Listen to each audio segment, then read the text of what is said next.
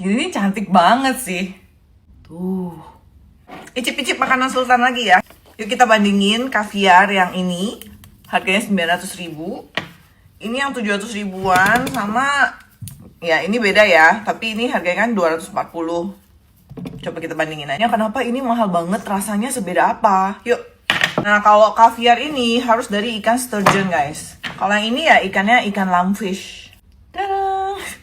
Aku pikir bakal kayak tobiko, tapi ternyata beda ya. Ini warnanya lebih merah nih, merah banget.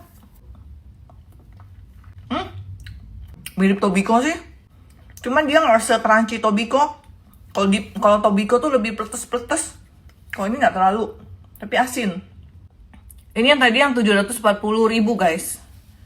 Yang lebih murahnya tapi kaviar.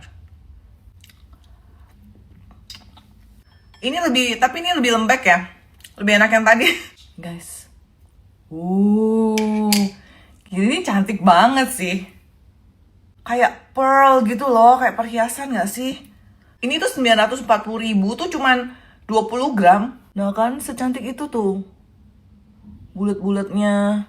Coba ya.